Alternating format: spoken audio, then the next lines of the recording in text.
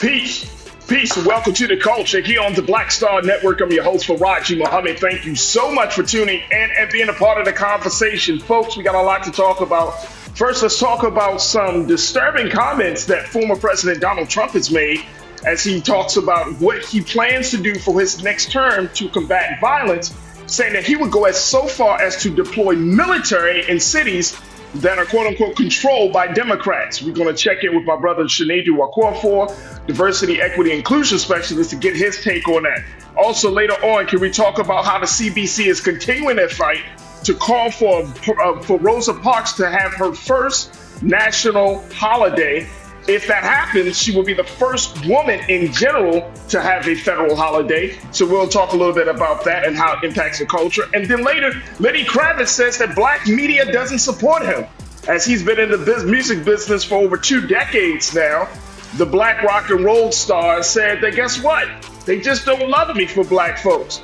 And it speaks volumes about where we are in our mainstream musical expression. So we'll talk a little bit about that. So stay with us. It's all happening on today's edition of The Culture right here on the Black Star Network. Let's go.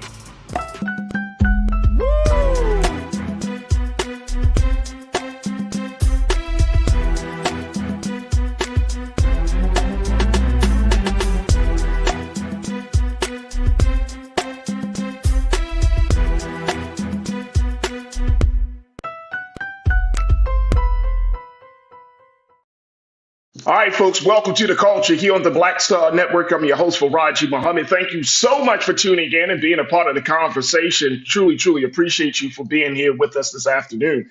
Folks, we are streaming on our number of different platforms. First, our home network of blackstarnetwork.com. Definitely go to our website today at blackstarnetwork.com. Download the app for free on all of your devices. Plus, you can also follow us on all social media platforms at Black Star Network. And of course, we need your support, folks. Financial donations are truly accepted because we want you to be full stakeholders and investors in this movement we are embarked upon. So make sure you go to blackstarnetwork.com and be a part of the great movement here. Also, we are streaming on Amazon News on your Amazon Fire TV. You can check us out there on Amazon Prime Video. We're also there, so make sure you go to Prime Video app under Live TV, The News, or find us on Amazon.com under Prime Video, Live TV, The News. And we're also on Freevee, which we're on now under News. You can check this out at Black Star Network. And of course, we're on Plex TV, 24 hours a day, 7 days a week. Just search for Black Star Network or find us under Live TV, The News and Opinion, right there on Plex TV. All right, folks, we are also streaming on social media under Roland Martin's social media page. So go to the Facebook page at social media, his Facebook page. But it is the YouTube chat. That is the chat that got everybody talking. That is the chat for our illustrious culture crew. And big shout out to the culture crew. There we go. Folks are checking in from around the country. Pastor Damon Blissett, Renee McZeal, Cindy Dean, Damon, I see you. Sister Debbie Muhammad, dear sister, thank you so much. Peace and blessings to you as well. Jamie P, I see you. Sister Pauline checking in from Cleveland. Jawan, Yvette, I see you. ABX girl, hey ABX girl, good to connect with you once again. My brother Conscious Thought is back in the chat. Alan D, what up? And so many more. And we see my sister Corinna Denise as well, who'll be joining us tomorrow, folks, as well. All right, folks, let's jump right into it. Got my brother Shinedu Wakorfor, diversity, equity, and inclusion specialist. He's also an activist and advocate as we talk about these big conversations. Let's jump into it, brother Shinedu. Peace and blessings to you, bro. How you feeling this afternoon? Peace and blessings, man. I can't complain. I'm alive. That's what I'm talking about. All right, folks, let's talk about what President Trump has said as to how he wants to combat violence in cities across the country. He gets very partisan in saying he wants to use the military. I'm not joking about this, folks. He said he would deploy the military in Democrat-controlled cities. Here's the latest from the Grio, and this is based on some rallies that President Trump has had across the country, as he is still considered to be the Republican front runner for the big seat of the White House, which is absolutely crazy. We talked about that. But here's what he said, according to the report, that while he's been on the campaign trail in Iowa this year, he said he was prevented as president from using his executive powers to use military units to combat crimes and violence in cities led by Democrats. In a hypothetical second term, the leading Republican presidential candidate suggested he would not again fold to pushback from within his administration or military leadership. The next time, we're not waiting, he said, as reported by the Associated Press. He added, we don't have to wait any longer. Trump has long called out cities such as New York, Washington, and Chicago for being crime dens, quote unquote, where city leaders are unable to address the violence and crime occurring under their watch. Brother Shanadu, what is this saying, bro? This is this is very, very concerning. And as we have this conversation about Trump, Biden, and even more about the upcoming national election in November of next year, this got to be a part of the conversation. This has to be the part of the conversation, especially for black voters, that you do have a president that will, quote unquote, use his executive power.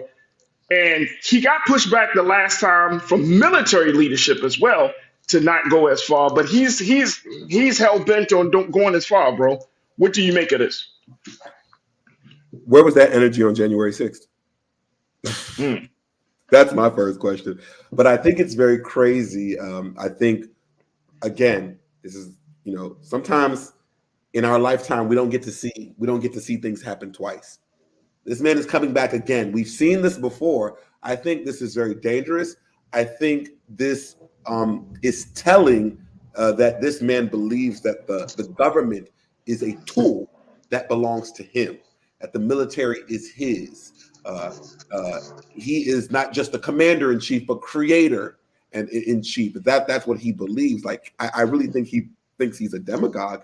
And I don't think we should take this lightly, because if he does win, this is going to be his Avengers time, where he's going after everybody. So I think everyone should be taking this seriously. In my heart, I want to say that this is just bullshit and he's talking shit. But last time I did that, he got elected. So I don't want to rest on my laurels here. This man is dangerous, and he's telling you exactly what he will do. I would believe him. And you know what, bro? To be honest, I would believe him too. I believe him too. If he can find a loophole in the law in some way, shape, or form, he's not going to just find the loophole. He is going to bust that joint wide open, right? And come through with whatever crazy ideas that he has. But you know what? This is not the first time he's said this. Now, I know when Trump usually say things like, he's going to do this and do that. When it comes, I always look at it. If it's in the interest of the greater good, and he keeps talking, he might be talking bull. But for stuff like this, where he can reign supreme, he can maintain control and power and dominate. He's not talking smack. He's talking for real. And I think that either way, it's very dangerous, to say the least, bro, to have a person in the big seat of the president to be talking about how he's going to issue the military. I mean, in Democrat-controlled cities that most of our people are in. You're talking about Atlanta, New York, Chicago, Washington. You're talking about Baltimore. You're talking about here in Los Angeles. You're talking about, these are the urban centers of this country. And guess what? Black folks in it. And let's keep it real, Sinead. When they're talking about violence in the city, who are they talking about? They talking about us. Niggas. They talking about us, bro. Yeah. You know what I'm saying? So can you imagine? And I'm saying this, and of course, if we look at the Congress, because some people, it's another thing to just be talking, but then you have to get congressional support. And if you look at the Congress and how it's all shaping up, and this is why I know my sister Corinna could appreciate this. Look at the people you put in Congress, or look at the people that gets elected in Congress, because those people will lay the groundwork for this type of decision making. It comes down to Congress. So if you don't put the right people in those congressional seats, and you are living, or you living in a state that's Republican controlled, and that Republican is an ally of Trump, then you're talking about a person possibly rubber stamping an idea like this.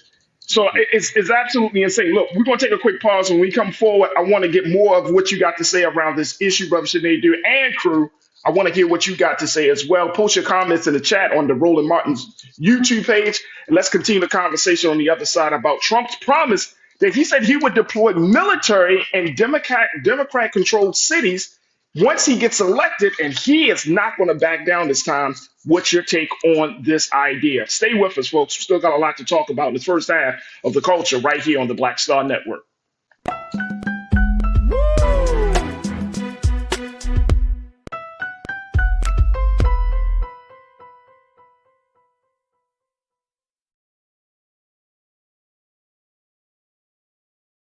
When you talk about blackness and what happens in black culture, we're about covering these things that matter to us, speaking to our issues and concerns. This is a genuine people-powered movement. There's a lot of stuff that we're not getting. You get it, and you spread the word. We wish to plead our own cause.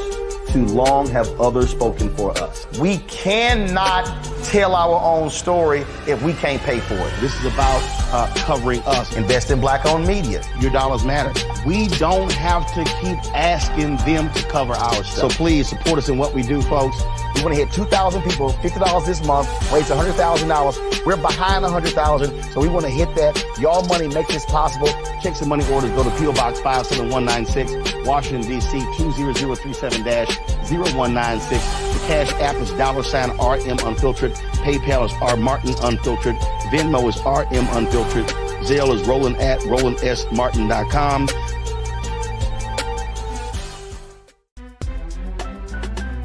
I'm Farajii Muhammad, live from LA.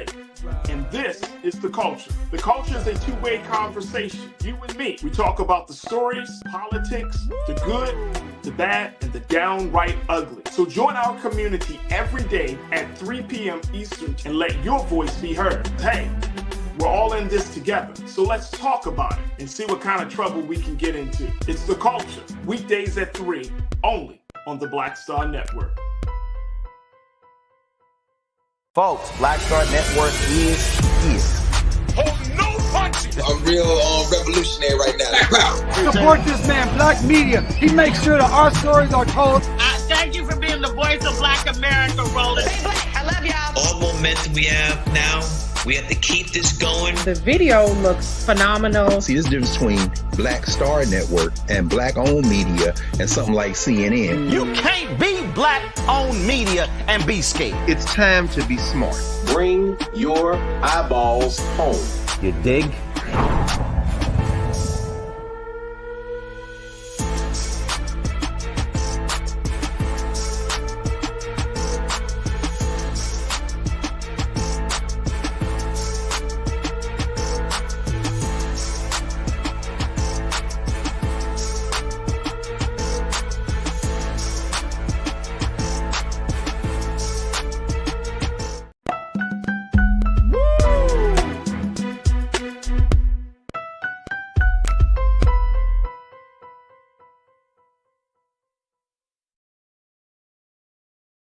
All right, folks, welcome back to The Culture here on the Black Star Network. I'm your host, Farajii Muhammad. We are talking about former President Donald Trump, the Republican presidential frontrunner, making some statements over these past few weeks as he's been doing rallies across the country. But in one rally in Iowa, he has made the statement that he would go as far as to deploy military in Democrat-controlled cities to combat the issue of violence in those cities. You're talking about major cities such as New York, Washington, D.C., Baltimore, Los Angeles, Atlanta, that he would go as far as to use military to address these violent crime issues.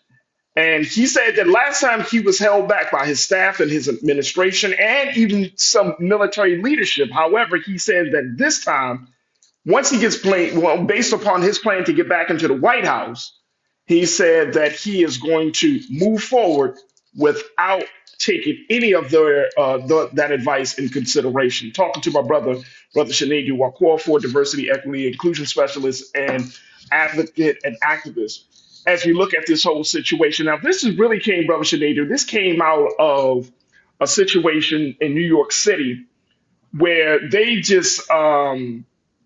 had a hearing up in New York, and it was a congressional hearing on violent crime in New York City. And it was in that congressional hearing that some stats were shared about the uptick of violent crimes and major crimes in New York City. And one particular person, a Democrat by the name, he's a city councilman of New York, Robert Holden, who has been living in New York for a long time. He's a councilman.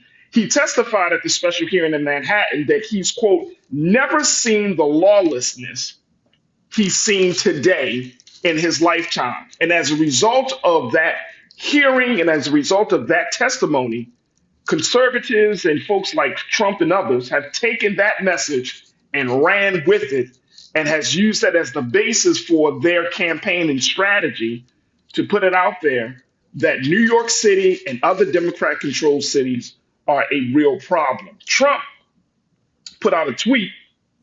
Well, he posted. He said, let me pull up this tweet very quickly, but I want to get your take on this, Sinead, because he said that using Robert Holden's information, using that testimony, he goes on to talk about the fact that, you know what, here's a Democrat that is in City Hall and he doesn't know how to stop this crime, so that means that I'm going to stop this crime.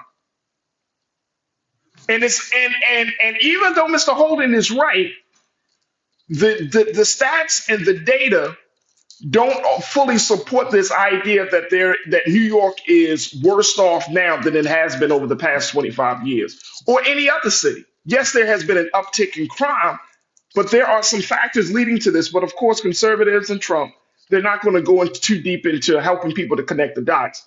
They're just going to take that little snippet and run with it. This is dangerous, bro. This is truly, truly dangerous.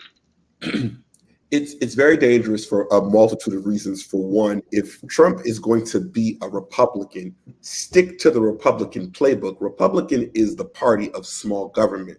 You sending the military, into these cities, that is overreaching to the mandate of what Republicans stand for. One. Two, I think people don't understand the word endemic, and people don't understand how things take time to manifest and fester. If you want to address these problems of anything, crime, all these issues, we have to go back. Nobody wakes up and becomes a criminal.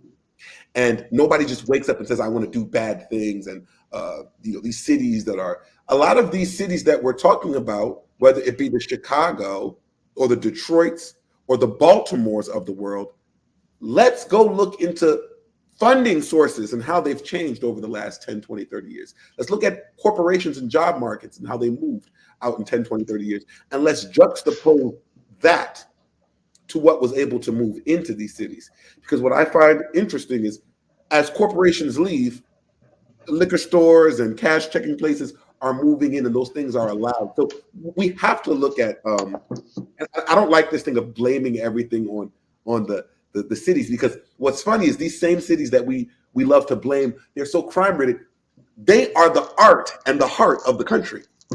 Absolutely. When you talk about America, you're talking about New York City. Right. When you're talking about most of our urban areas, you're talking about LA. You are talking about Chicago. These are, when you go outside of the country, these are the places that people are saying, not Kentucky, not Maine. So I really think a lot of this, again, is just what Trump does.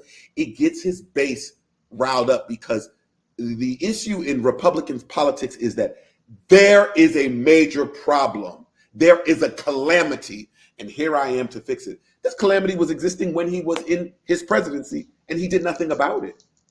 And going after Democratic-ran cities alone is interesting because I would then ask, what about those Republican-ran cities that may not have a high crime rate, but have a high poverty rate? Are you going to do anything about that? And remember, you have to do crime rate per capita. Yes, major cities are going to have a high crime rate. They're a major city. But when you compare some of these major cities to some of these smaller cities that have similar crime rates, it's actually more alarming. That's a great point. That's a great point. You do have to look at the population. Let me share what a couple of our crew members are saying as we talk about this, Brother Sinead. And folks, y'all can join us in the live chat right now on Roland Martin's YouTube page. Post your comments, and we'll try to get to as many of your comments as possible.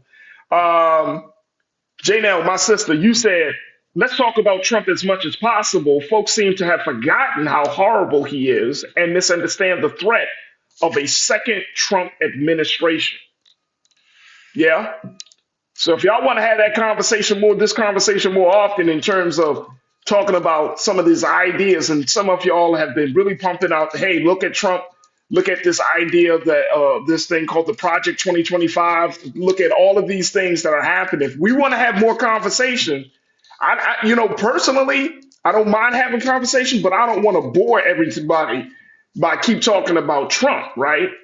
But if that is what needs to happen, then maybe we need to have those conversations every other day or every day.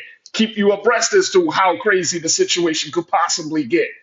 So I'm with you, Janelle. But if black folks in particular, black voters and often marginalized voters, if folks don't want to really think about Trump, and I'm going back to that point that you just made earlier, Sinead. You said, I took Trump, I thought he was lying, or I took him for granted, and guess what? He ended up getting elected. So we don't want to be in that space anymore. We don't want to take him for granted. I'm not saying you want to have to cling on to every single word that he said, Right. but just recognize that he is the front runner right now. Even though Nikki Haley is getting some shine, getting some support, he is still the front runner as of right now. So I don't think that we should just completely opt him out. So great point, Janelle. Thank you so much for checking in, sis. Who else is checked in here? Corinna, you said Orange Jesus to victory and put us into modern slavery. There it is, right there. There it is. Cindy D, you said, remember, he's talking to mostly white racist audiences who will eat this up. But Cindy D, check this out, sis. I don't think he's talking to white racist audiences too, Brother Sinead, because guess what? There's a dissatisfaction among black people in this country around the issue of crime and violence. We are tired of seeing crime and violence in our neighborhoods. And come on, and let the church say amen. And some of us are getting to the point where we are living in these big cities. We are living in neighborhoods. We are hostages in our own homes, right? The cities have been under quote unquote Democratic control for 2025. I'm thinking about Baltimore and other cities that's been under Democratic control. And these cities folks don't feel safe. And so because people are so dissatisfied, I think that this conversation could potentially, kind of tap into the dissatisfaction that black people have with the state of their community. And we'll say, you know what? If you need to bring the military into the hood, why not? What's your take, bro? What's your thought on that? Dissatisfaction of black folks and us possibly calling for the military ourselves. Yeah, and I think you make a really good point. Like, Trump is talking to anybody who will listen. Right. It's not just the white racists, because the white racists alone can't get him elected. He needs a mix. I really believe, and Republicans aren't feeling him, I really do believe he's talking to anybody who's fed up. There could be a man right now in West Baltimore who's done all he could, worked really, really hard, and is in the midst of crime and is upset that his house got broken into, and then he hears Donald Trump and says, you know what, at this moment, that's what I need. But the truth of the matter is, even sending in the military, I'll tell you now, sending in the military actually will not do anything. It will not do anything. And you know why it will not do anything? Because let's talk about business. Do you think corporations are going to want to come and do conferences and do business in a town filled with a big, huge military presence? No, not at all, bro. That's not how that works. That doesn't make the people who are coming feel safe. The people and it takes away from the culture living in a military control. If you don't believe it, go ask the people who was living in Afghanistan for the last 20-something years. It takes away from the culture of the place. I think his misguided anger and the misguided anger of the topic is less on we need to send XYZ into the cities. What we need to do if we're trying to make this a change is question the mayors who keep getting reelected and not doing shit, question the governors who are getting elected in these states who are not doing shit. And last and never the least, can we talk about the senators and House of Reps who are supposed to be representing these areas? And no one is having these conversations. We laud these national figures as House of Reps and senators. But are we actually asking them, are they doing anything for their districts?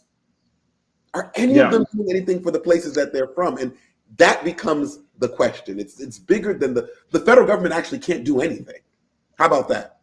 Right. Has to be a localized solution, because one solution, I work in precision health medicine, and we always talk about how one pill does not work for everybody because you don't know everybody's side effects. So we can't use a one size fit all for this country. We're too diverse for that.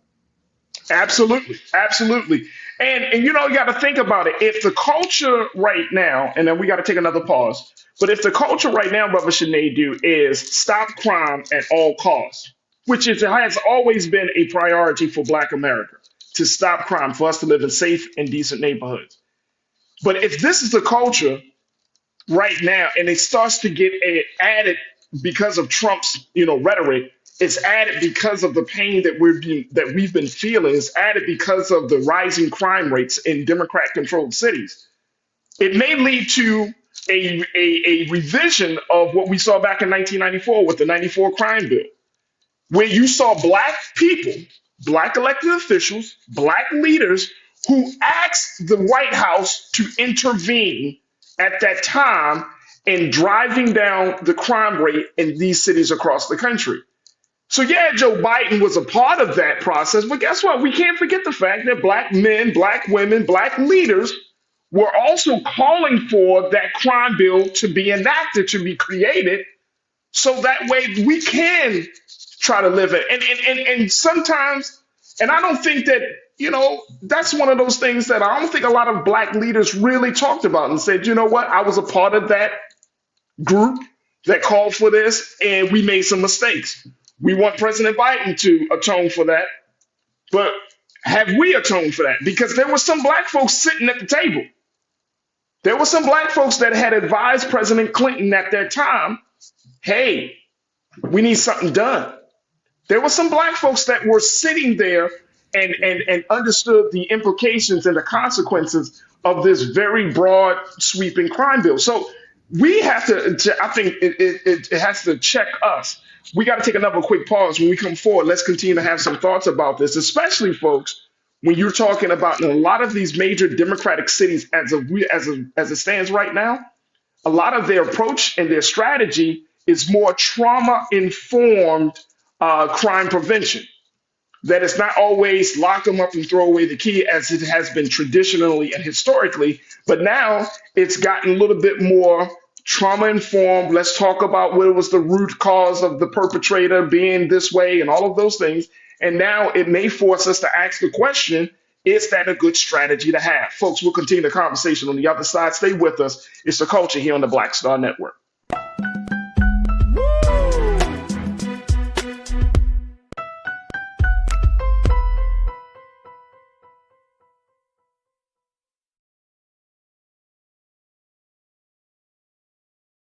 Pull up a chair, take your seat. The Black Tape with me, Dr. Greg Carr, here on the Black Star Network. Every week, we'll take a deeper dive into the world we're living in. Join the conversation only on the Black Star Network.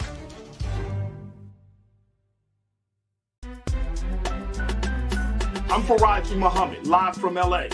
And this is The Culture. The Culture is a two-way conversation. You and me. We talk about the stories, politics, the good, the bad, and the downright ugly. So join our community every day at 3 p.m. Eastern and let your voice be heard. Hey, we're all in this together. So let's talk about it and see what kind of trouble we can get into. It's The Culture. Weekdays at 3, only on the Black Star Network. When you talk about blackness and what happens in Black culture, we're about covering these things that matter to us, speaking to our issues and concerns. This is a genuine people-powered movement. There's a lot of stuff that we're not getting. You get it, and you spread the word. We wish to plead our own cause. Too long have others spoken for us. We cannot tell our own story if we can't pay for it. This is about covering us. Invest in black-owned media. Your dollars matter. We don't have to keep asking them to cover our stuff. So please support us in what we do, folks. We want to hit 2,000 people, $50 this month, raise $100,000. We're behind 100,000, so we want to hit that. Y'all money makes this possible. Check some money orders. Go to P.O. Box 57196, Washington, D.C. 20037-0196. The Cash App is $RM Unfiltered. PayPal is R Martin Unfiltered. Venmo is RM Unfiltered. Zelle is Roland at RolandSMartin.com. Folks, Black Star Network is here. I'm real revolutionary right now. Support this man, Black Media. He makes sure that our stories are told.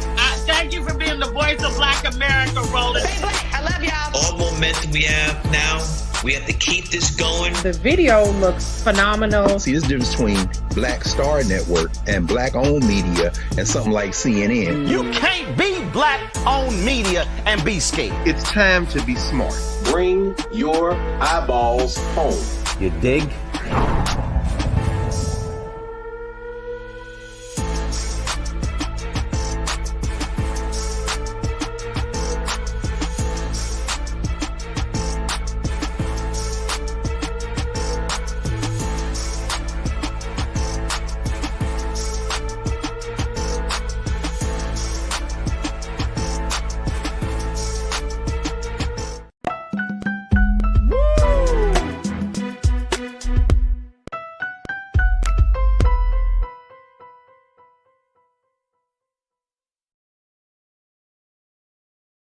Folks, welcome back to the culture here on the Black Star Network. I'm your host, Farajii Muhammad, joined by my brother Shanedu Wakorfor, as we talk about former President Donald Trump promising to deploy militaries in Democrat-controlled cities across the country to combat violence. This is an ongoing conversation, something the former president has been talking about wanting to do for a minute now. And he said if he's given the second opportunity, that guess what? He's not going to hold back this time. He's not going to listen to his administration. He's not going to listen to military people. He's going to find a way to make this happen. And of course, this is a huge conversation that we need to have, especially as Americans and Black voters go to the polls next year. But going back to that crime bill, Brother Shanedu, here's some interesting statistics around it. Back in 1994, at the time, according to a Gallup poll, 54% of Black voters were in support of the crime bill, whereas 49% of white voters were in support of the crime bill. So sometimes when you ask for something, especially in this climate, especially with this government, you might be very, very careful to make sure that you're prepared for the consequences of what you're asking for. But that's very telling. Mm-hmm. Black folks really did want this crime bill, and then guess what? This crime bill made us all victims in some way, shape, or form. Mm-hmm. Fred Stockgate, you checked in. You said your children are dying in the streets and Democrats do nothing. This doesn't bother you? I think that's the point, Brother Shanedu, that Fred is the sentiment that Fred has is the sentiment that I'm concerned about, especially with Black folks, that we're going to get to that place. We're finally going to get to that point. And we might feel like the Democratic approach that we're seeing, not just in Baltimore, but in a lot of cities, of trauma-informed policy when it comes to crime and violence. You know, trying to get to the root of how a person has gotten to become a perpetrator of violence. Or, you know, restorative justice, really good ideas, but they may be thrown out the windows if the crime rate ticks up again and again, month after month in some of these major cities, and they're finding that particular approach is not as effective as it needs to be. What's your take, bro? You know what's interesting? When there's a carjacking spree going on in America currently, particularly one specific event happened a couple of weeks ago. I think it was Joe Biden's granddaughter. Somebody they didn't know, I don't think they knew it was her, but they tried to break into the car and the Secret Service shot some shots. and they ran. And this happened in Georgetown. And if you know anything about Georgetown in DC, it's very affluent. It's so affluent, it barely has public transportation. There was such a surprise that this could happen in Georgetown. And that's the problem. Can I keep it real, Farajii? Come on, man. Keep it real, bro. Nobody gives a fuck that there's crime. Everybody's upset that the crime is getting too far to their middle class and first class lifestyles. Because guess what? 10 years ago, there was crime. 20 years ago, there was crime. The crime has always been there. It's just like this whole homelessness epidemic. You all are upset when there's homeless people sleeping in front of your convention centers and in front of the places where you do business. But these people have been singing about homelessness and singing about crime and singing about what did Martin march for in 60, was it 63, 64? Wasn't it about jobs and freedom? Jobs. So when you think about crime, you ask, oh, these people, it's about the household they come from. Let's talk about their household. Do the mother and father who are probably working 2 or 3 jobs, do they have even enough time to properly raise their school, to raise their kids? Can these mother and fathers who are working, because I hate when people say it's the parents not doing enough. What if these parents can't afford to live in a good zip code, because we know that the zip code determines the type of school you go to? People just keep looking at it as crime is a result of policy. Crime is a result of a lack of economics. How do I know this? Because when you go to very, very, very, very wealthy countries, very, very wealthy countries, outside of here, you see that crime rates are very, very, very low, with good economic policy, with shared wealth, shared governance. I think it goes beyond Democrat or Republican, because they both be white and they both will say whatever they can to get your vote. What it comes down to is this. It is the policies. And I really wish people would read more. Policies can affect you for over 100, 200, 300 years. It can affect that redlining of 60 years ago. It's still taking effect, because if you look at the areas that have the least amount of crime issues, those are the areas that were affluent 30, 40, 50, 60. Georgetown. You know what I'm saying? Like this Right. This is no news. Right. I think you're right on it. I think you're right on it, bro. And I think I'm gonna be honest with you. I think that crime is the way that we see crime and the connection to people and to lack of educational opportunities and resources. Capitalism. It's coming from a space of capitalism where there's just the haves and the have-nots, right? And this ongoing struggle and battle, right? And we often talk about, and we hear political leadership talking about the shrinking middle class, right? But it's a big concern, because capitalism can't sustain itself as you're talking about growing this gaping hole between the classes. And so, it's a very real problem. Let me go to Brebe. Brebe, you say crime rate is down, got to stop with the high crime narrative. It depends on who you're talking to, Brebe. In New York City, like I said, they just had a major hearing in New York City, and they showed the data that says that crime has actually gone up in New York City. Now, I'm sure that can be said. I know that in Baltimore, that's been a huge concern. We were unfortunately a small city that was still had over 300 murders a year consistently. Now, to a city that's less than 600,000, that seems like a lot. And then you're talking, as you mentioned earlier, Sinead, per capita. That seems like a lot. So it really depends on who you're talking to, Breve. It's not across the country. And I've heard President Biden say, the crime rate and stuff is across the country, but people are looking at all these different datas and stats and everything, and that's how they come to this conclusion. Let me just see his here very quickly. Lana, you said it's sad that America sits back and allow this to happen to us, just like cattle on a farm. We operate in a subservient mindset. That crime bill wiped out our community. You're absolutely right. And we have to look at the lessons from that moment to make sure that we don't repeat that history. Because Representative Clyburn was a part of that effort to get that crime bill. Kwesi Mfume was a part of that effort to get the crime bill. I mean, some of your major black political voices were at the table. They were there. So how do we make sure that bill does a 2023 crime bill doesn't get put in place, or rather, a 2024 crime bill doesn't get put in place? So I think that's the big thing. Could I So, draw Adrian, what's something? up? Can I draw Yeah, something? bro. And I'm glad Yeah, you named those names. You know, I love Kwesi Mfume, love him to death. But that's not yeah. true. They did that crime bill in '94 that messed up so many people, and that was a bill that Biden was very, very much adamant on too. And now look at it in 2023. Biden is the president, and Kwesi he replaced the seat for Senator Cummings. That is what I'm talking about. That is what I'm talking about. How is that even possible? Y'all want to talk about politics? That'd be my issue. Because in my opinion, if you did something like that, you shouldn't be able to run for shit. You shouldn't be able, and the people shouldn't vote for you.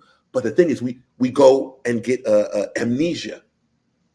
We get amnesia for the politicians and vote the same people who went against our interests, who don't have to pay for it, who don't have to pay for them being wrong. But what's interesting is, I hate to be this passionate, but you know how mad we got at Bank of America in 2008 because of the financial crisis, and JP Morgan and the rest of them, because they knew what the F they were doing? We got mad at them, and guess what we did? We bailed their asses out with your future and my future, with our tax dollars. And then these banks were still able to be banks and profit. That is the problem. People who are actually doing crimes, they're not being held accountable. It's the petty thief that we're blowing up as criminals. And let's keep it real. There's a difference in according to law enforcement, when you're talking about committing a crime, that's different from committing a murder. But the stats will show that even though there might be high crime in Democrat-controlled cities, in some cities, there are high murder rates in GOP-controlled cities and states. So both parties have a responsibility. They have to be held accountable for this. It can't just be, and of course Trump is going to throw his bias and his slant into it and try to throw his thing to make it seem like he's going to be the savior of America. But I'm going back to the point that you made earlier, Brother Sinead. You had the opportunity to do this 4 years ago. You had the opportunity to do it. You didn't do it. You didn't do it. You couldn't do it. But here's the concerning part. Back in 2016, Trump was more of by himself. There was the shape of the face and the identity of the Republican Party hadn't formed in the way that it has formed now. Now in 2023, this is a different party than it was back in 2016. So now the concern is that you got folks in Congress, Senate, and the House who are a little bit more politically savvy, who understand how government works. They're going to lay the groundwork for this. The infamous Kiki, good to connect with you once again, sister. You said there is no responsibility of justice in a capitalist system, period. Woo! Come on, Kiki, coming into the chat and dropping jewels. There is no responsibility of justice in a capitalist system. Look, folks, I'm telling y'all, and I know, Brother Sinead, we're going to have to let you go, but I'm telling you, we're going to really have to understand and really have some deeper conversations about capitalism on this space. Because I don't care what none of you, I don't care what, man, look, I'm reading this stuff, I'm learning this stuff, I'm understanding how this system works. Capitalism will make you go from human to a monster. Because it really doesn't tap it, and I mean for Black folks, it does not tap into our natural communal spirit that we have, that we are made up of. It doesn't tap it. It taps into an individualistic, selfish, self-serving, greedy energy, energy sapping system that has made us into what they used to call it in economics, widgets and wadgets. They have turned us into just pieces rather than looking at us as people and as human beings. And it has to be discussed. And I know some black folks like, oh man, if we have black capitalists today, and guess what?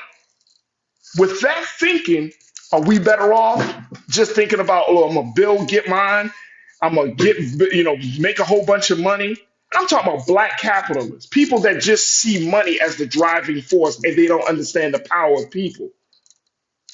Yeah, you got some benevolent rich people today, but look at the state of affairs in this country. And very quickly, Brother Sinead, I saw this that they said that the rich, the wealthy, the elite of today give less than what they gave 100 years ago because the culture has changed. Whereas before, the rich and elite were often the ones that the government of the world would go to help to rescue, people and cities and the country. Nowadays, it's not like that. You got a few of them here and there, but the rich, the elite, the wealthy do not really put back in what they have taken out. And you can look at that. Look at the stats. Look at the numbers, folks. Don't just take it on my word alone. But I'm telling you, it's a real problem. Brother Sinead, I cannot thank you enough, man. I always appreciate your insight. You got some final words? Because I know you guys, your brain is shaking. Yeah. The couple of things is be very careful of who controls the language, who controls the word, what you call a crime, doing something in the streets. Remember, there are people in Congress that short stocks. Look how much your congressman is worth. Millions and billions, people who can invest in stocks that they know are going to move left and right. You want to talk about crimes. Look at what the Supreme Court Justice, our brother, Clarence Thomas, how he was receiving gifts. I want to talk about crimes. Again, language is important. And lastly, but never the least, when you really want to talk about criminal activity, never talk about the reaction. Talk about the action. Because what's interesting is a lot of people who are screaming crime are the same ones screaming free Palestine. You gotta follow the story. The narratives are pretty much the same. You can't slap me, I slap you back, and now I'm a terrorist and a criminal. Who hit who first? That's all I'm gonna say. And that's all that's all that needs to be said. Reginald DJ Thomas, you said, Brother Reginald, look, Trump doesn't want that kind of smoke. He's just flapping his orange gum seriously.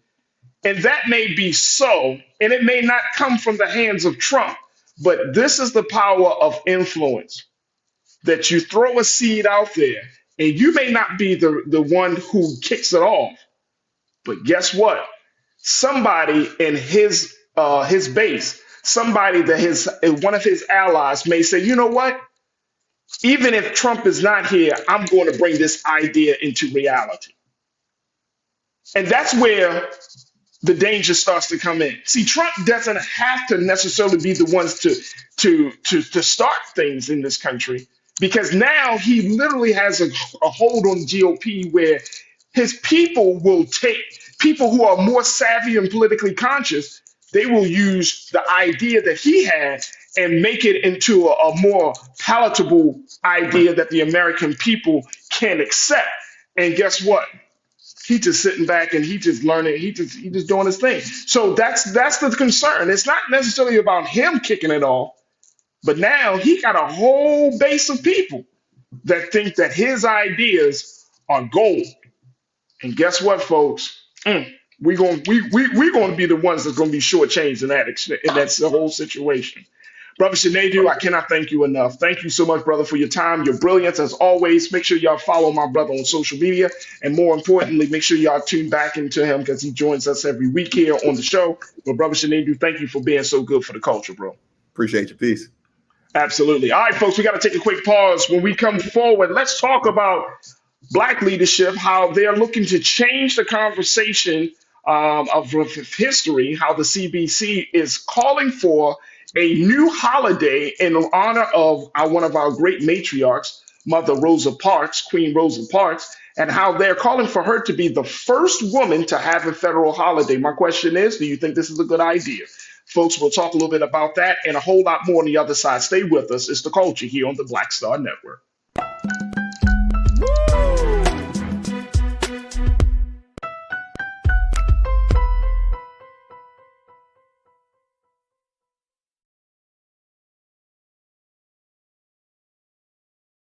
talk about blackness and what happens in black culture, we're about covering these things that matter to us, speaking to our issues and concerns. This is a genuine people-powered movement. There's a lot of stuff that we're not getting. You get it, and you spread the word. We wish to plead our own cause.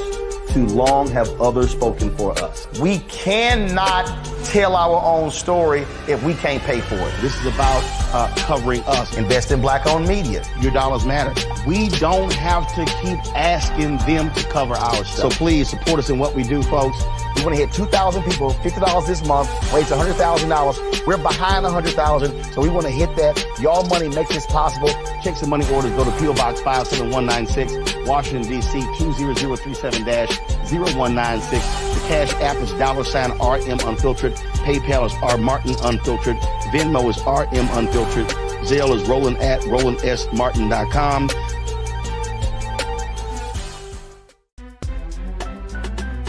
I'm Farajii Muhammad, live from LA.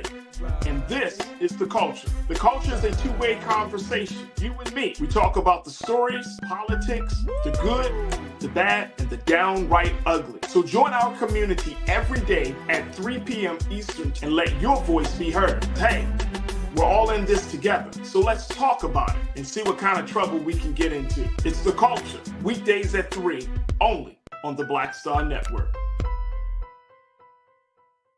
Folks, Black Star Network is here.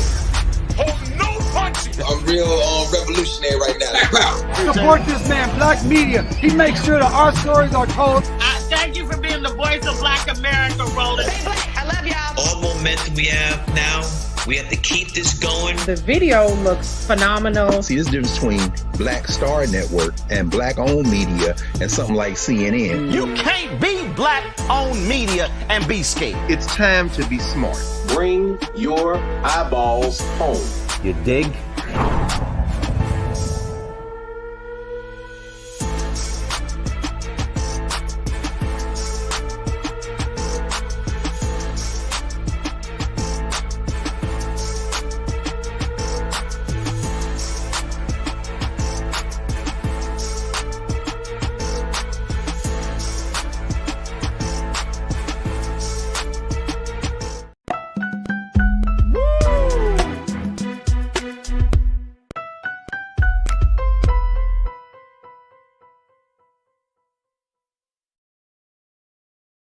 All right, folks, welcome back to The Culture here on the Black Star Network. If you missed the first half of the show, you missed a great opportunity. That's not too bad. But you missed a great conversation that I had with my brother Sinead Wakofor, Diversity, Equity, and Inclusion Specialist, as we talk about President Trump and his promise to bring or deploy military in Democrat-controlled cities to combat violence. So we talked about that in more depth. So if you missed that, make sure y'all check us out. Be a part of Team Replay, as my sister Suzette speaks, as often said, and check out the conversations, because I think a lot of great ideas and some great insight was brought up in that conversation.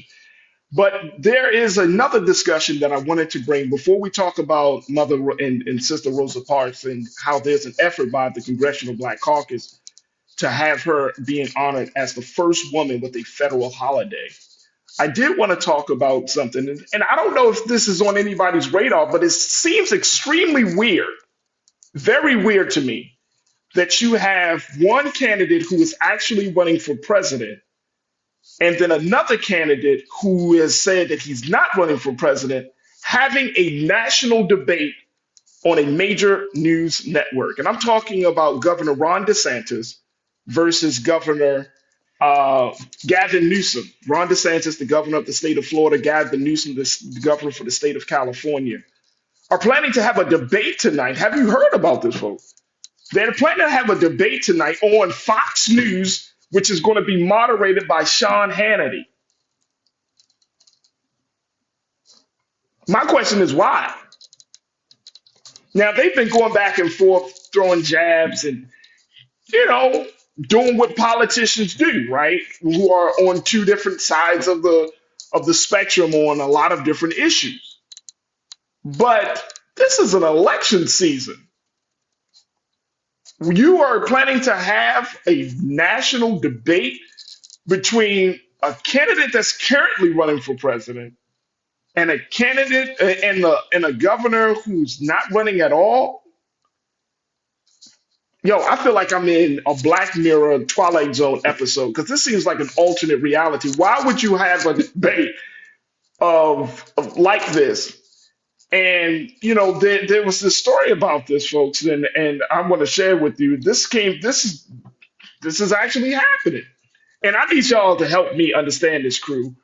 Would you tune into a debate to watch these two guys kind of going back and forth? And it's like what do they call it? Like a scrimmage.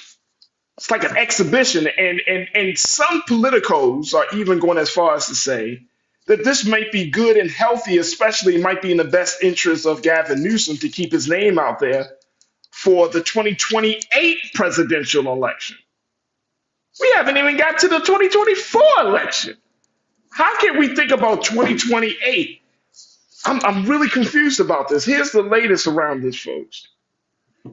Both of these men are considered to be shining stars of their respective parties. For Governor DeSantis, Governor Newsom. But they're going to be battling it out on national TV on this debate. And as I mentioned, some Democratic strategists are saying that Newsom's decision to debate DeSantis on Fox is, quote unquote, a brilliant strategy for keeping himself at the forefront of voters' minds into the election cycle if Biden were to pull out.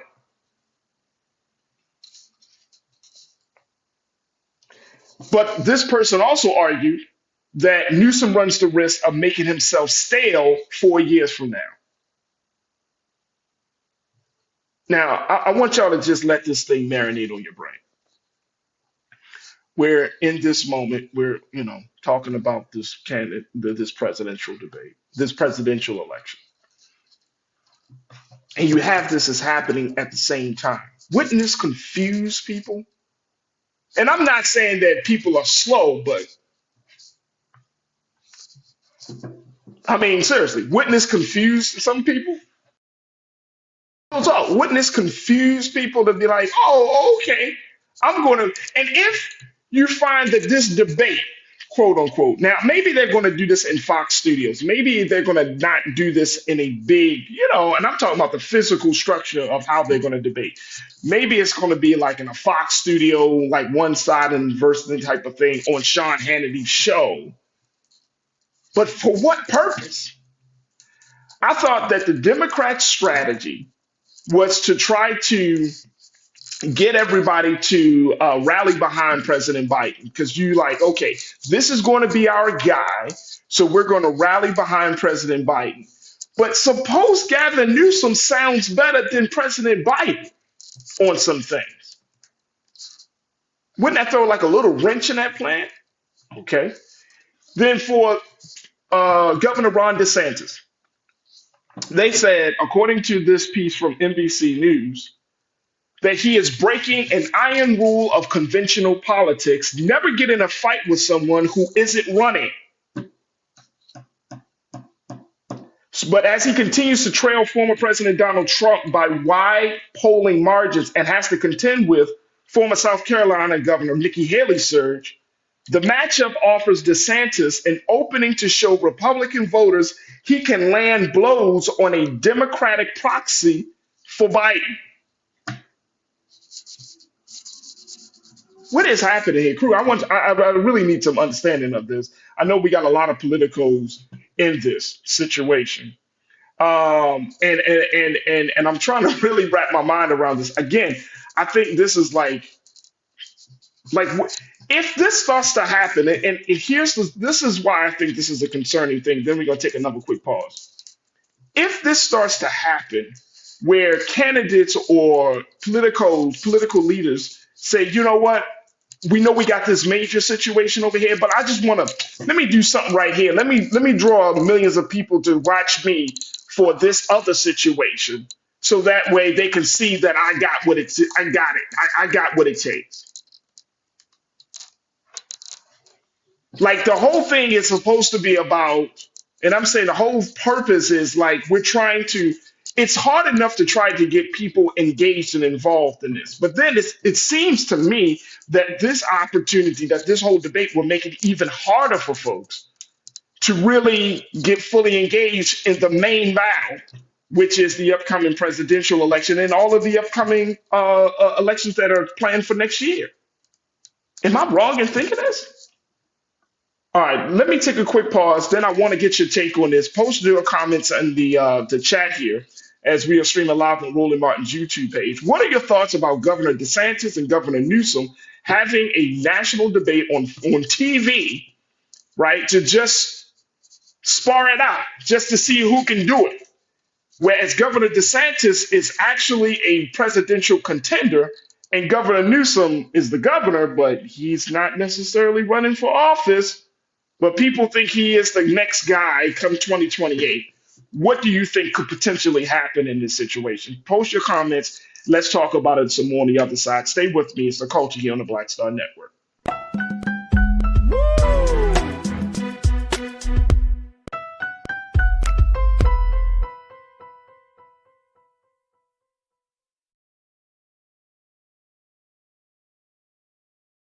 Folks, Black Star Network is here.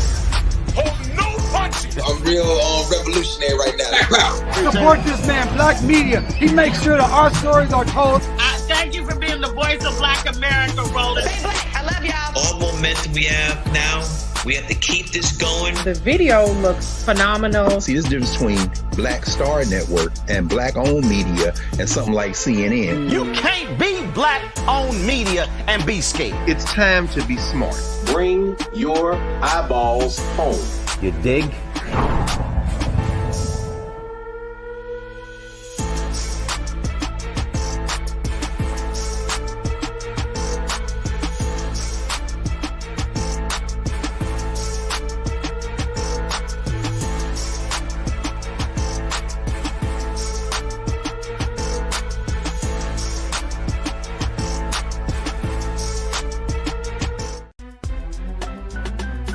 I'm Farajii Muhammad, live from LA.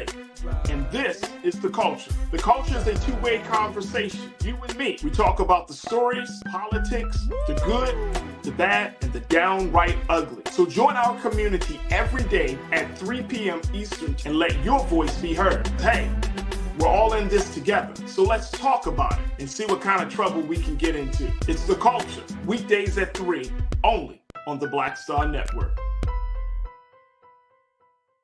When you talk about blackness and what happens in black culture, we're about covering these things that matter to us, speaking to our issues and concerns. This is a genuine people-powered movement. A lot of stuff that we're not getting. You get it, and you spread the word. We wish to plead our own cause.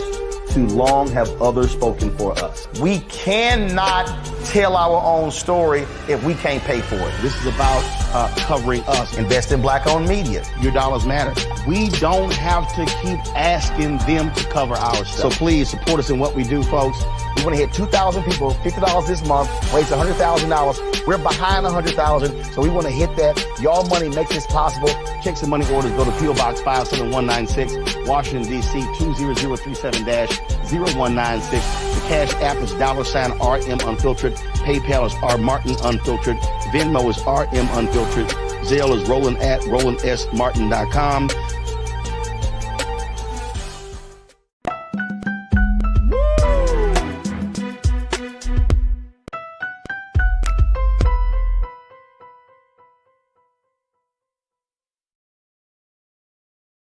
All right, folks, welcome back to the show.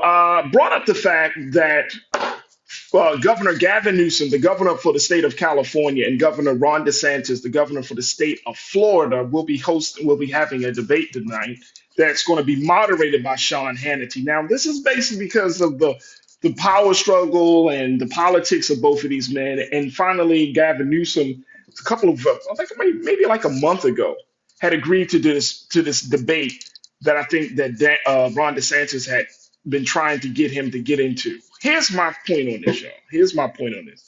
And Janelle, I hear what you're saying, sis. You said, hey there, Farajii. You're absolutely implying that voters are slow, This debate can be a good thing for Democrats, but because Newsom is not waiting until the main battle to rep his party. Okay, let me break this down and help me. And if I'm wrong with this, you my sister, I'm your brother. You can connect. You can correct me. Am I implying that voters are slow? No.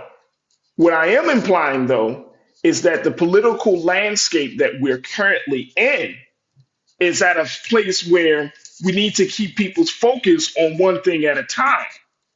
Now, here's what I would think. Now, you tell me again, Janelle, and everyone else that may have the same sentiments as Janelle.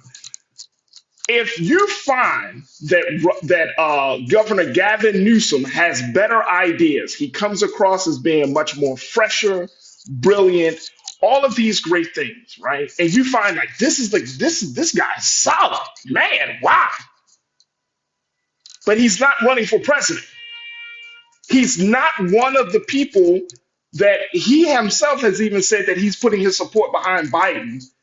And I know that we might be saying, oh, we want to keep his name out there, but it's 4 years from before we're talking about maybe a little bit over 4 years until the 2028 election. So wouldn't that take the focus off keeping it on President Biden and start to look at Governor Gavin Newsom as a potential replacement of this? I mean, wouldn't that kind of mix things up? Because the messaging, people don't want Biden Trump as it is. So if they don't want Biden Trump as it is, and they see Gavin Newsom really being this new voice, this fresher sound, this different guy, he has all of these great things going for him, and he's not running. And then people start to say, well, why don't Gavin Newsom run? Wouldn't that disrupt the plan of the Democrats to kind of keep Biden in the role? So because he knows that he may be going up against Trump. Y'all understand what I'm saying? I hope I'm explaining this correctly, folks. I'm just saying, like, wouldn't this be more, you don't want to, if you're trying to put the one guy out front and you know that people are really not with this guy, but because he is the best option against the opponent, his opposition, then why would you show another guy who is possibly could be a better alternative for the guy that you want for everybody to focus on? Help me understand. Help me understand this, folks. This is I would think this is Governor Gavin Newsom's dilemma. For Ron DeSantis on his side, what's the point? What's the point if you're already down in the polls or you're not seen as the guy for the GOP and you are trying to show yourself up? Then it's like we have to ask the question, well, if you got all this energy, this fire, if you what happens to that every time we have these Republican debates? How come we don't see that part of it, sir? Wouldn't that piss the Republicans off? Okay, that's one thing. Here's another thing. Y'all ride with me on this. And Lana, my sister, you brought up an important fact. Let me go to your statement, Lana, because I'm thinking this might happen. So are we getting into a space now that instead of, we just talked about this the other day, how there is actually a commission on presidential debates. Now, if this is not presidential stuff, that's one thing. But if this is shrouded, this situation between Newsom and DeSantis is shrouded around presidential hopefuls, then I think that's more problematic. But if we're getting into a space where different political leaders can call out another political leader and say, all right, let's go for a debate, let's have it on this network, and therefore, boom, boom, boom, the American people to choose, then should we open the door for Dr. Cornel West? Right, Lana? Didn't you say that? Should we open the door for him? So imagine Dr. West says, hey, I wanna debate Nikki Haley. It's not a part of the schedule for the debates for the Republicans, and it's not a part of the schedule for anybody else. But he calls her out. Let's have a debate. What kind of precedence is being set? And then somebody say, well, no, I don't want you to debate him. I want to debate such and such and so and so. I'm just trying to understand because it seems like it could be confusing. Not that, and again, Jay, now I'm not saying that voters are slow because I don't say that about voters. I believe voters should be able to make the decisions that they are to make. I don't say that, but I think that a lot of other people think voters are slow, and that's why we constantly have these conversations about getting out to vote, and y'all need to vote, and we all don't understand what's at stake. Because some other people might think voters are slow, not me. But doesn't this add to more confusion? There's already a lot of uncertainty. There's already a lot of people who are not feeling the current political space. They're not feeling the current presidential choices. And then you throw in these new things, and then you change. Oh, no, we're not going to have a debate here. We're going to do it this way. And then it's moderated by Sean Hannity. So do we take all of this stuff for serious? I mean, I got some questions, y'all. I got questions. All right, let me say this here. My sister, Calvin, you said when is the debate? It's tonight on Fox News. On Fox News. You know what I'm saying? If this is the debate, if we doing this, and Lana, you just pointed out, you said black need to be demanding a Cornel West debate. Hey, let's just start debating whoever. I mean, it's like in hip hop, right? You have these battle rappers, right? Like if you want to go and do this, right? See, what's the point of? Hey, look. I would look at this debate, and then if I found out that I like what Newsom bringing to the table. I like what he's saying. I like his ideas. I'll be mad as hell at Newsom because he's not running. What's the point? You're not running, sir. You're not running if you're thinking about running for 2028, that's 4 years from now. Man, the world will be a totally different place, God, by that time. But you're not running. We're trying to keep people focused. Help me understand, y'all. Help me understand. Let me see, sir. Willie Frazier, you said the battle of the Sunshine States, huh? Absolutely. Absolutely. The battle of the Sunshine States. Frankie, you said Democrats can open the door for Cornel West. Yeah. Yeah. McCole, you said the debate between Governor Newsom and Governor DeSantis will definitely expose DeSantis in a negative way. Just my opinion. Well, if you don't have if this debate is that one thing that opens them up to negativity, then, but if you have been keeping tabs on what DeSantis is doing, you already know that some of his stuff is wild. You already know. Corinna said, Farajii, why are we not raising the questions why DeSantis wants to debate Newsom? For a number of reasons, Corinna. I mean, I think it's a great question, but I think there's also the answers are pretty clear. Like they're on two different sides. A lot of this is around the policy around don't say gay bill that's happened that was enacted in Florida, whereas Gavin Newsom wants to make is telling the rest of the country California can be the home of progressive thinking. We'll be the home of everyone. You know what I'm saying? Come to California and you can be who you are without no, repercussions. You won't be penalized. You won't feel the consequences of that. So I think that it is. Tiz, you said Farajii, at the end of the day, it's all a political game. Yeah, it is a political game, Tiz, but I think also it can be a waste of time. It could be really a waste of time. Like, I'm very surprised. I got to take a quick pause, but I'm very surprised that Gavin Newsom is doing this because he's going against Ron DeSantis on Fox News.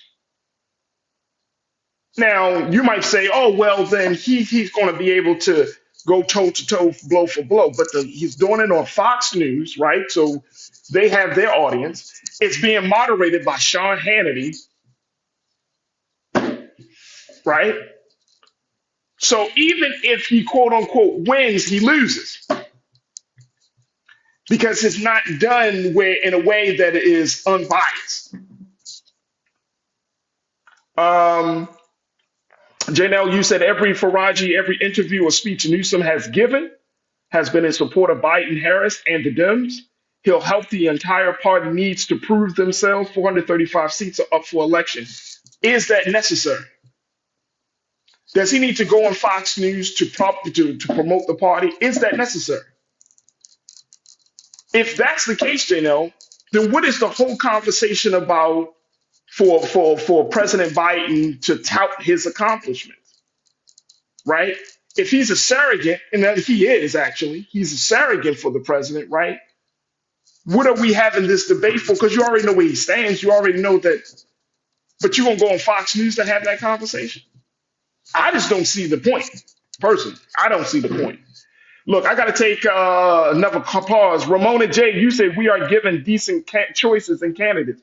Yeah, we are given decent choices and candidates, but at the same time, the candidates that may have some good ideas don't always get airtime, right?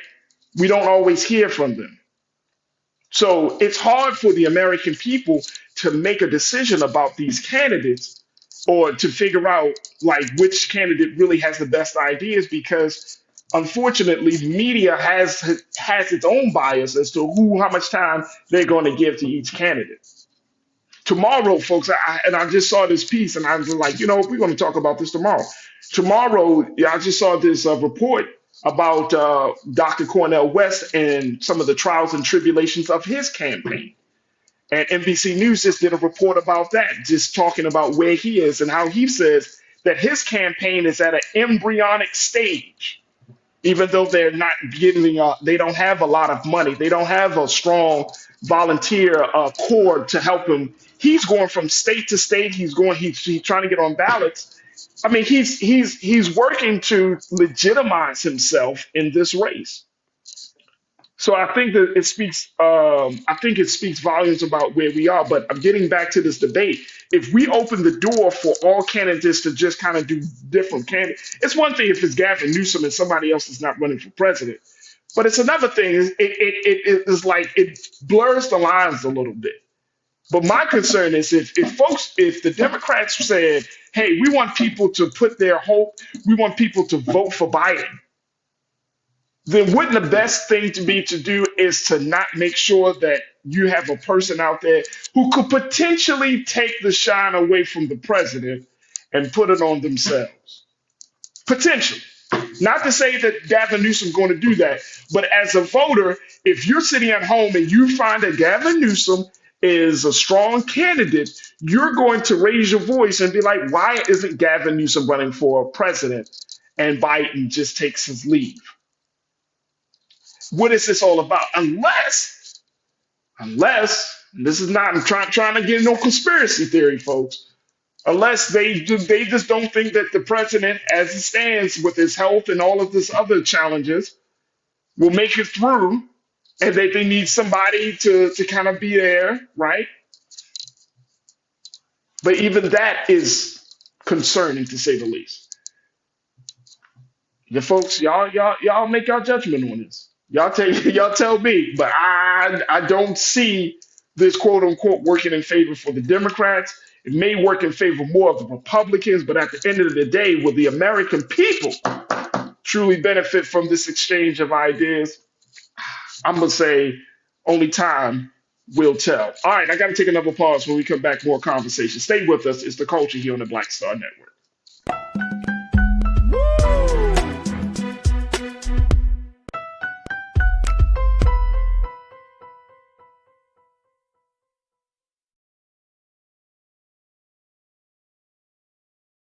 Pull up a chair, take your seat.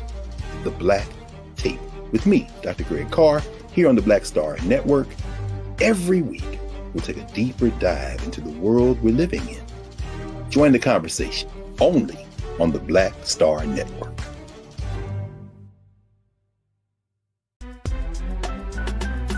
I'm Farajii Muhammad, live from LA. And this is The Culture. The Culture is a two-way conversation. You and me. We talk about the stories, politics, the good, the bad, and the downright ugly. So join our community every day at 3 p.m. Eastern and let your voice be heard. Hey, we're all in this together. So let's talk about it and see what kind of trouble we can get into. It's The Culture. Weekdays at 3, only on the Black Star Network. We talk about blackness and what happens in black culture, we're about covering these things that matter to us, speaking to our issues and concerns. This is a genuine people-powered movement. There's a lot of stuff that we're not getting. You get it, and you spread the word. We wish to plead our own cause. Too long have others spoken for us. We cannot tell our own story if we can't pay for it. This is about covering us. Invest in black-owned media. Your dollars matter. We don't have to keep asking them to cover our stuff. So please support us in what we do, folks. We want to hit 2,000 people, $50 this month, raise $100,000. We're behind 100,000, so we want to hit that. Y'all money makes this possible. Check some money orders. Go to P.O. Box 57196, Washington, D.C. 20037-0196. The Cash App is $RM Unfiltered. PayPal is R Martin Unfiltered. Venmo is RM Unfiltered. Zelle is Roland at RolandSMartin.com.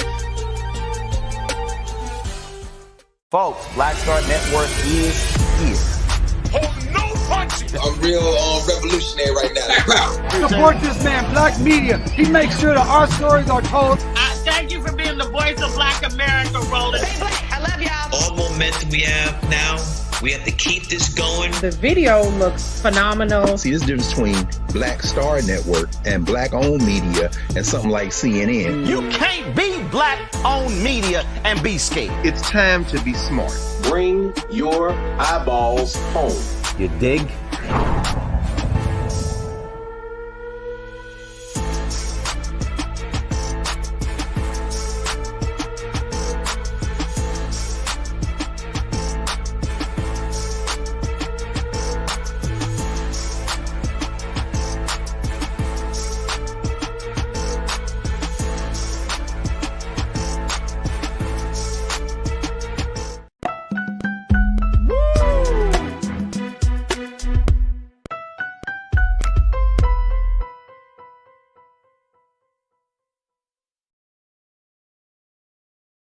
All right, folks, welcome back to the show. Okay, let's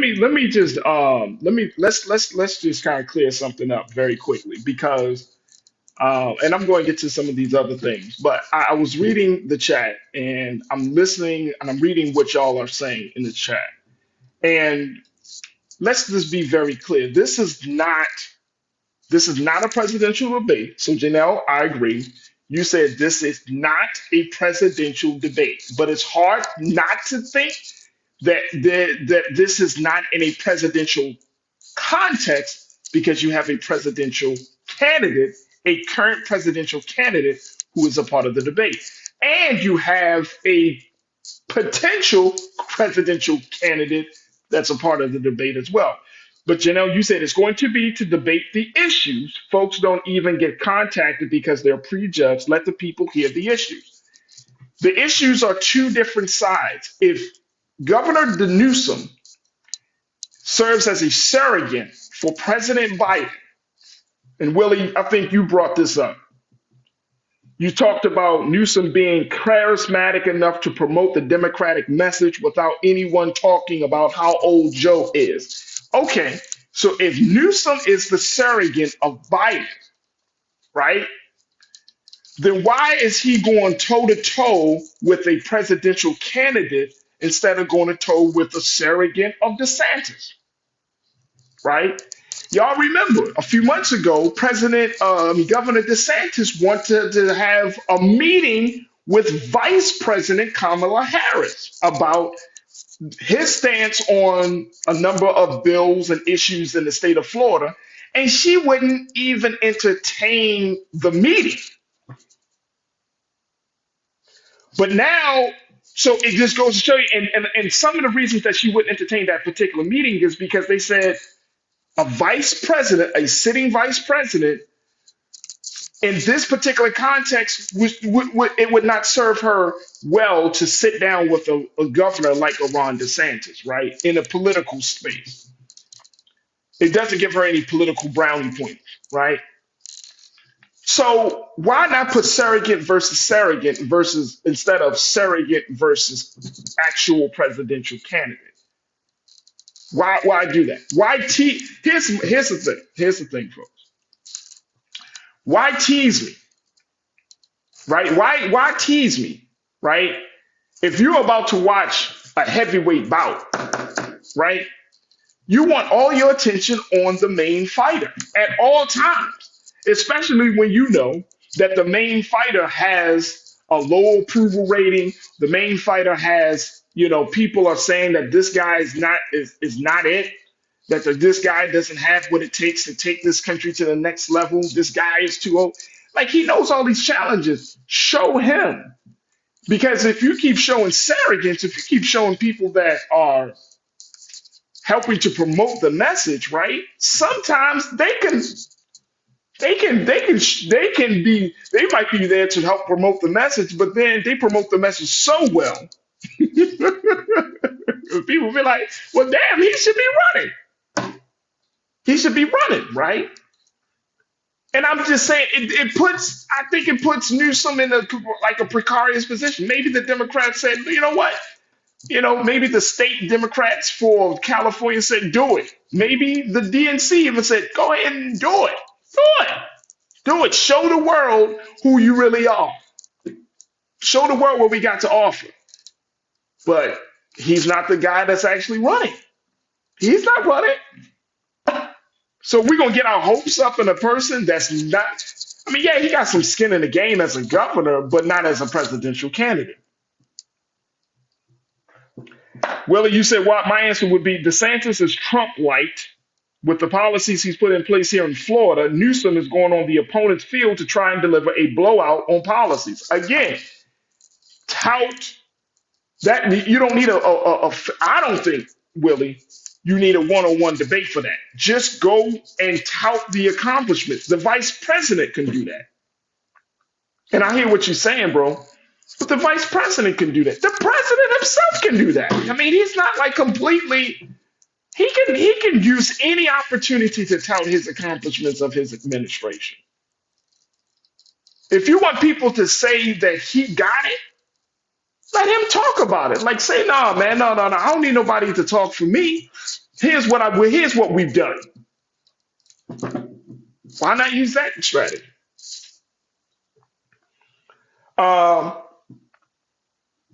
Corinna, you said, so get rid of the old ass POTUS, but retain all the old ass House reps and senators. Great strategy.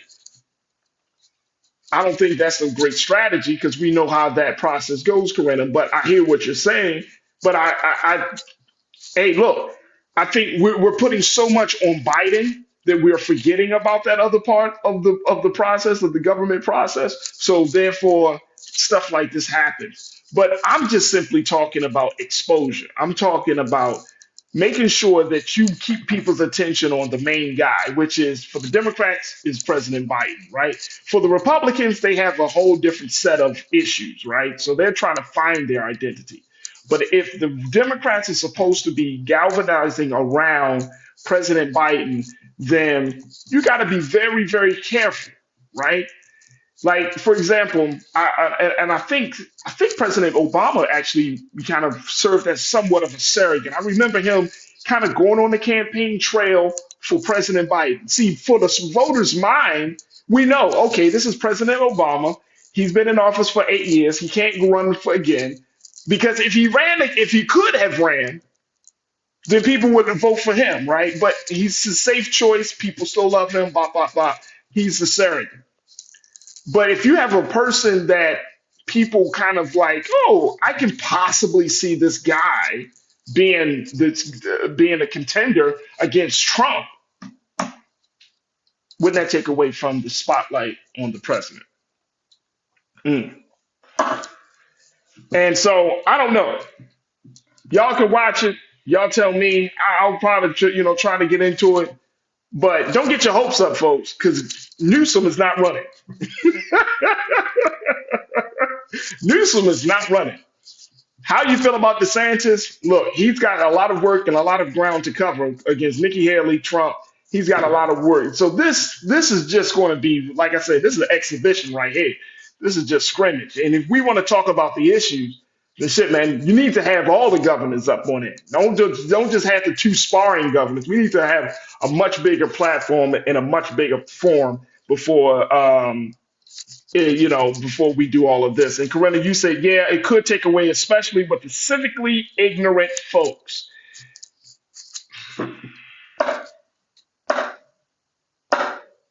Civically ignorant folks. And I'm not trying to be, and I don't think you're trying to be hurtful, Corinna.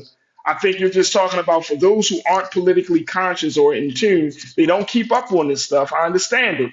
So if they're not like a political wonky, this could potentially throw a little wrench in the plan. It could backfire. That's what I'm thinking, folks. It could backfire, right? Whereas you got this guy, he's promoting the messages, but at the same time, he's promoting it too well. You're doing your job too good. You sound like you're actually running, Gavin. Come on back in here. You're not running, sir. Keep in mind, you're not running. You're not running. Come on. Come on. It's a mismatch to me. This is not the guy. This is not. I just feel like this is apples and oranges right now. Could be wrong. Y'all saying that, look, man, let people hear them out. Y'all can hear them out. Y'all can get upset. Y'all can be like, oh, man, this is nice. But trust me, just once again, Gavin Newsom is not running for president. Governor Ron DeSantis is. That's what it is. That's the actual fact. That's the actual fact. So we will see how this debate turns out. All right, got to take another quick pause. When we come back, let me share with you this story about Rosa Parks, and let's close out the show today. But thank you so much for tuning in. Stay with us, man. We got a few moments left here on the Culture of the Black Star Network.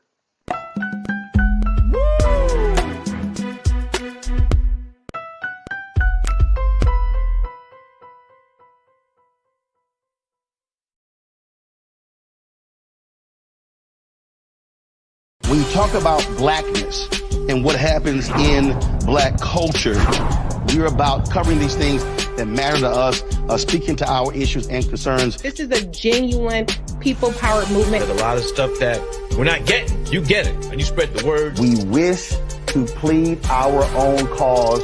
Too long have others spoken for us. We cannot tell our own story if we can't pay for it. This is about covering us. Invest in black-owned media. Your dollars matter.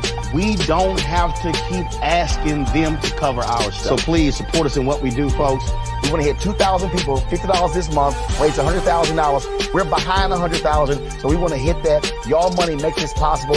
Check some money orders. Go to P.O. Box 57196, Washington, D.C. 20037-0196. The Cash App is $RM Unfiltered. PayPal is R Martin Unfiltered. Venmo is RM Unfiltered.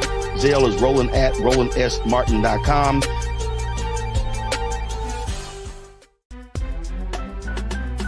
I'm Farajii Muhammad, live from LA.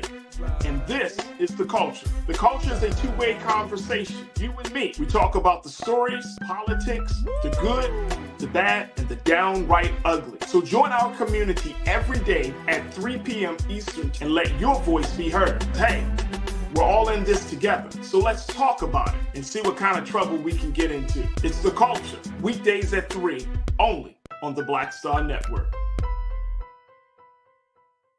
Folks, Black Star Network is here. Oh, no punching! I'm real revolutionary right now. Support this man, Black Media. He makes sure that our stories are told.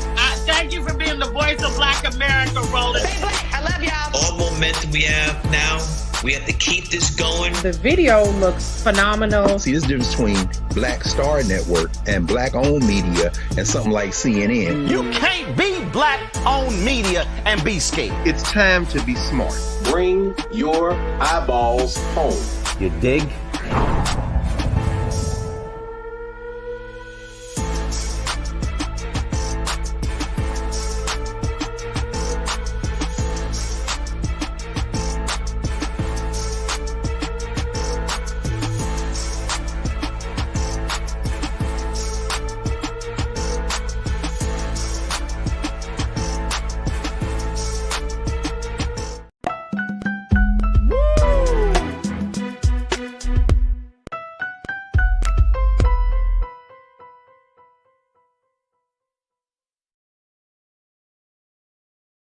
All right, folks, welcome back to The Culture here on the Black Star Network. Let me just share with you, tomorrow is going to be a major day, and I thought that we bring this to your attention.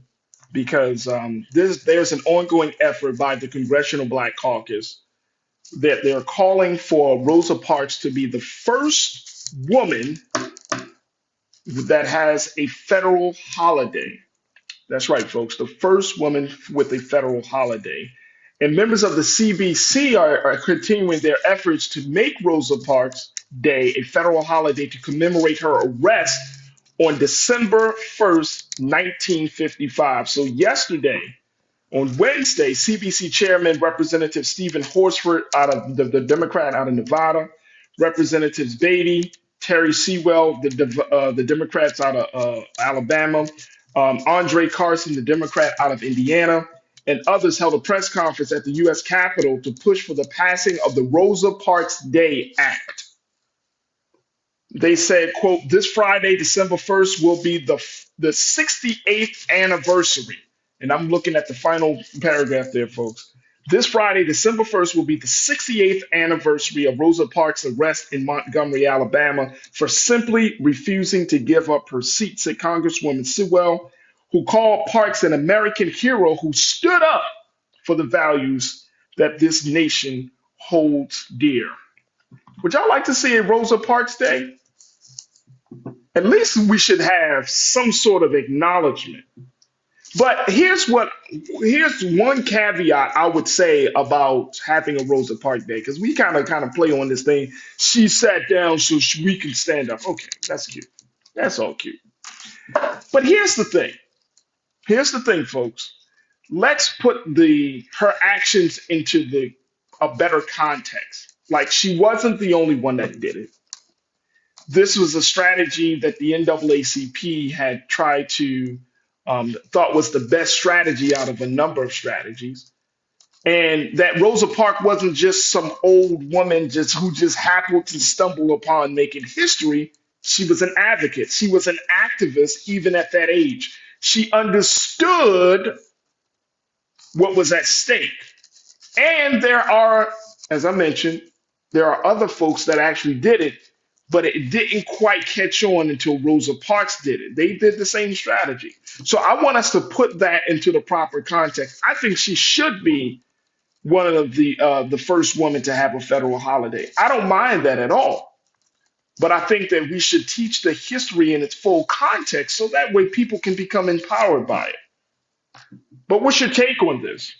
Now, Lana, you said a couple of things.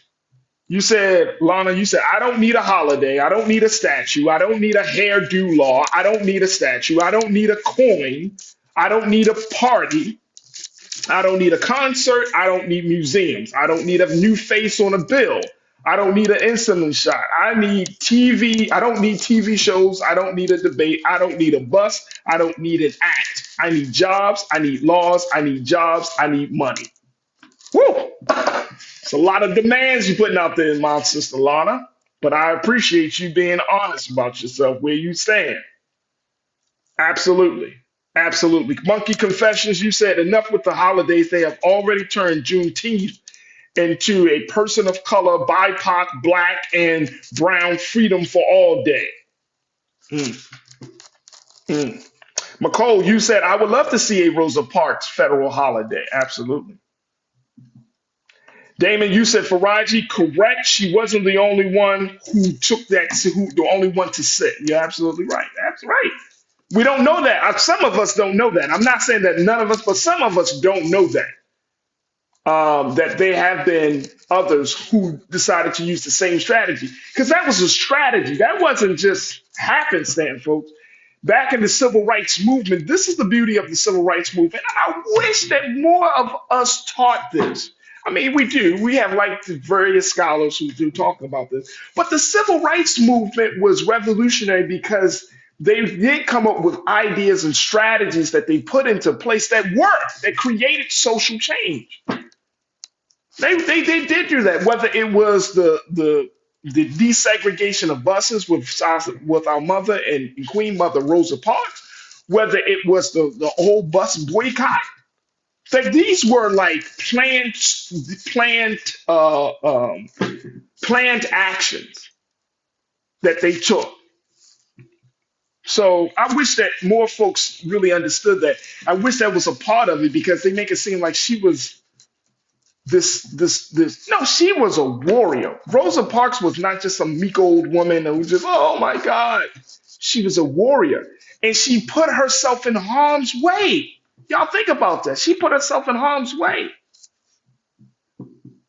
Real Brooklyn, my brother, thank you for checking in. You said, hell yeah, a Rosa Parks Day would be a great thing. I can't think of a better person to celebrate their contribution to the struggle. She did it without knowing how she would impact history.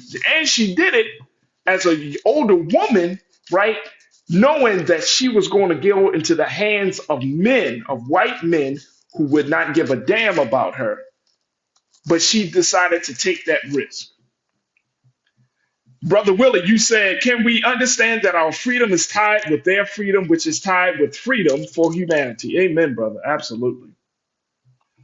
Sister Karen, my sister Karen Connor, you said, I disagree with this. What about Harriet Tubman's birthday? Okay. There was a dark-skinned sister who refused to give up her seat. However, Sister Parks was lighter skinned and received the recognition. Okay. Come on, Karen. You bringing out some of the little skeletons in the closet. You're right. Absolutely. But Harriet Tubman, a federal holiday. Which moment in Harriet Tubman's history, Sister Karen, can you think of? And it would be interesting because I think that it will be an interesting conversation. But I don't want it to get into a space where Harriet Tubman did more than Rosa Parks and all of that type of BS. But it would be interesting, like what moment in her history and her life and legacy for Harriet Tubman would we honor her? This is for December 1st. Hell, maybe we need something for Harriet Tubman for another day. Cindy, you said sit-ins don't start where they say they started either. Absolutely.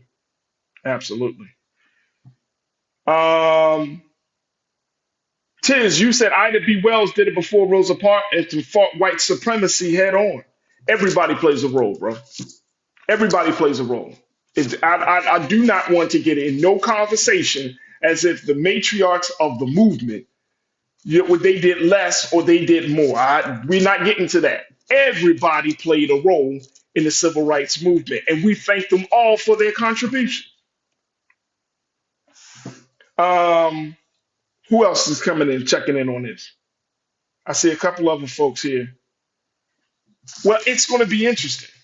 It's going to be interesting. I got to close out the show, but it's going to be interesting to see if this day comes into fruition. But here's the thing that I think that we can do.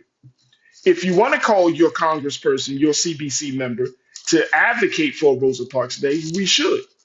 That's one. If you want to send them a call, or text, an email, some of us have, those type of relationships with the members of the CBC, let them know that we should. But then at the same time, let them know that, look, Rosa Parks stood for something. She was a part of, she was a link in the chain. She was in the only chain. She was a link in the chain to make sure that our people get some sort of justice when it comes to the busing situation, right? She was a link in the chain. And then guess what? Tomorrow, let's honor Sister Rosa Parks. But let's also figure out, like, how do we honor the other ones that did the same thing and may not have gotten the same notoriety and publicity? But they laid the groundwork for Sister Rosa Parks to do take the stand that she did take. And I don't think Mother Rosa Parks would want any one of us to be going back and forth about who did what. Because she was a servant of the people. She was a matriarch of the movement. And guess what? We're still talking about her today because of the work that she has done with the NAACP and with the overall movement of our people. So, what would Rosa Parks do? We always ask that question, what would Jesus do? What would Rosa Parks do? What would any of the ancestors do? They would want us to continue to take up the mantle, to move forward, and to stay unified as we continue to go up against the same enemy that they had to sacrifice their lives for. We're still in the fight. We're still in the struggle. We're still in the liberation of our people in this country. And so I would say, let's have it. Let's change the game. Let's have a federal holiday for a woman. And if that first woman is Rosa Parks, so be it. But guess what? Like she did back in 1955, if we are blessed to have a Rosa Parks Day, she's going to open the door for more Black women and other women of significance to be honored. All right, folks, that's going to do it for me. I thank each and every one of you for joining us. Oh man, I can't tell you how much I love and appreciate the Culture Crew. Make sure y'all do your due diligence. Hit that like button. Subscribe to Black Star Network. Go to our website today, folks. Make sure y'all hit the like button on this broadcast here on YouTube, but go to our website, download the app, follow us on social media, and please give. And big shout out to I saw that we had a new investor, Cirilo Paulo. Let's give Cirilo Paulo a big horn. There we go. Welcome to the Bring the Funk Fan Club, Cirilo. You are coming in at a level 1 member. We truly appreciate your support. So Cirilo, thank you for your support of Black Star Network, of the culture here. And you were inspired to give this during the Culture's broadcast. So I cannot thank you enough and I'm humbled that you were felt inspired enough to give something to help us out. So thank you for your support. All right, folks, let's stay tuned. Up next, of course, is Rolling Martin Unfiltered, 6 p.m. Eastern Time. Big shout out to my production team for making the show happen today. And I thank my brother Sinead for being a part of the conversation. Tomorrow, I really want to get into a conversation about Dr. Cornel West and talking about, I'm going to share with you what this latest piece around him is saying about his campaign and where he is and how he plans to move forward with his presidential campaign. I am not. And if y'all come in on this space expecting me to never talk about my brother or to never talk about alternative ideas, you're in the wrong place. We are talking about all of those things because there's something of good that can be extracted from every candidate and every idea. We can use that. There's nobody has ownership or premium on good ideas. So I don't care if it's a child or if it's an older person, if they're Black or white, if it's a good idea that's going to take humanity, if it's a good idea that's going to empower Black folks, I want to hear it. I want us to discuss it, and I want it to be integrated in our culture. All right, folks, that's going to do it for me. As always, never be afraid to challenge what's wrong, stand for what's right while being yourself in the process. God willing, we will talk tomorrow for another exciting edition of The Culture right here, only here, exclusively here on the Black Star Network. Talk to you soon. Peace.